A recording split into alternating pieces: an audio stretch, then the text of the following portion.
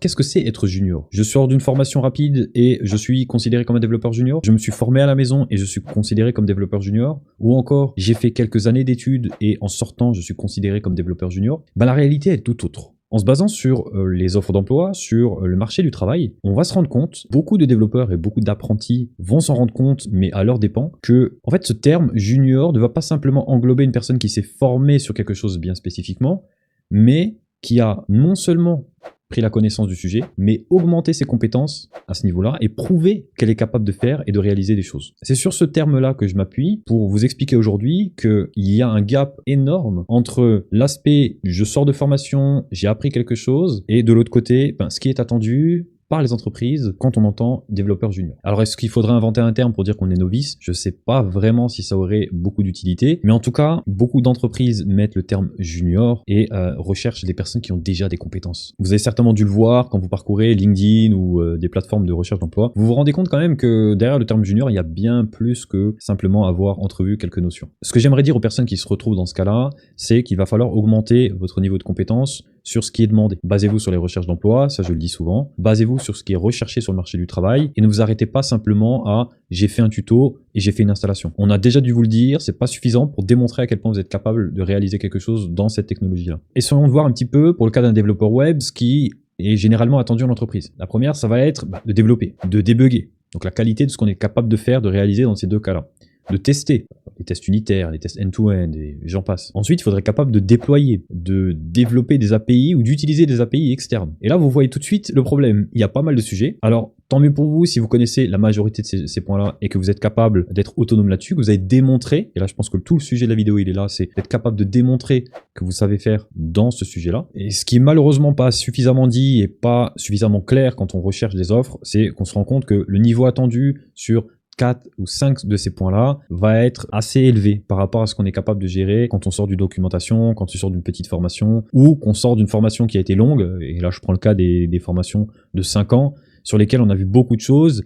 Donc encore une fois, monter en compétence sur la majorité de ce qui est demandé est un prérequis, et être capable de démontrer que vous êtes capable est un prérequis pour atteindre l'objectif de trouver ces emplois-là. Après, il y a une réalité que j'aimerais vous partager également. C'est pas nécessairement de la faute des développeurs juniors ou des formations par rapport à ça. Le standard des entreprises généralement est flou. On sait pas exactement ce qu'ils recherchent. Ça peut être certaines fois des offres qui sont un petit peu déguisées où on fait croire qu'on cherche un junior, mais junior uniquement sur le papier. C'est-à-dire qu'on veut payer un junior, on peut se permettre un junior, mais on veut quelqu'un qui a bien plus qu'un niveau junior.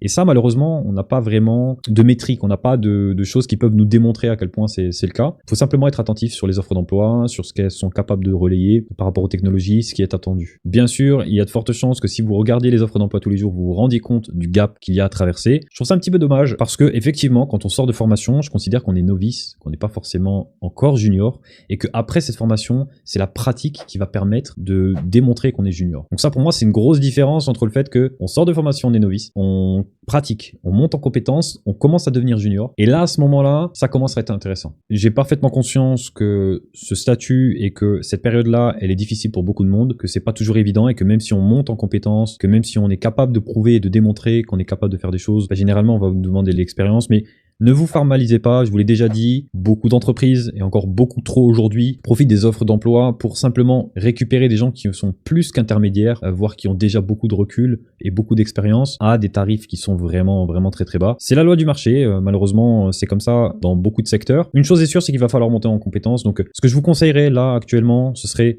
de faire un plan, un espèce d'état des lieux de là où vous en êtes et de là où vous voudriez arriver sur les sujets qui sont importants. Donc je vous les énumère rapidement, mais d'être capable de développer, versionner votre code, débugger. Donc ça c'est aussi très important, c'est quelque chose qui va faire partie intégrante de vos journées quand vous serez développeur à temps plein. Il y a aussi cet aspect de déploiement. Regardez un petit peu sur les plateformes, comment ça fonctionne, comment vous pouvez par vous-même déployer certaines choses. Utiliser des services tiers, donc utiliser des API, des applications tiers pour alimenter une application que vous auriez développée vous-même. Et jeter un petit coup d'œil aussi à tout ce qui est Scrum, comment fonctionne une entreprise, que ce soit en termes de sprints, les cérémonies, de comprendre un petit peu quels sont les enjeux. Je pense que c'est très important aujourd'hui de connaître tout ça parce que vous allez être confronté à ça tous les jours. Certaines entreprises n'ont pas nécessairement le temps de tout vous expliquer. Malheureusement, vous arrivez dans le grand bain avec les connaissances que vous avez à l'instant T et malheureusement, il peut arriver que vous deviez suivre le train sans qu'il y ait quelqu'un à la gare pour vous expliquer sur quel chemin vous êtes. Profitez du temps que vous avez aujourd'hui, utilisez-le à bon escient, essayez de vous caper, savoir où est-ce que vous en êtes, où est-ce que vous voudriez arriver. Cherchez, continuez à vous documenter sur les offres d'emploi, essayez de comprendre un petit peu quel est le niveau attendu, essayez de repousser un petit peu vos limites par rapport à ça.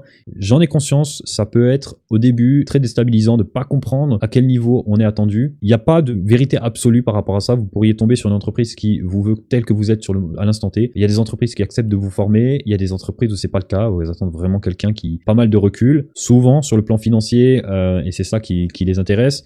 Pas toujours. Gardez espoir, continuez à travailler, développez des projets concrets, essayez de démontrer à quel point vous avez compris que c'est bien plus que survoler la documentation. Essayez de démontrer à quel point vous êtes allé un plus en profondeur sur la compréhension du langage, du framework, du projet, de l'interconnexion entre ceux-ci.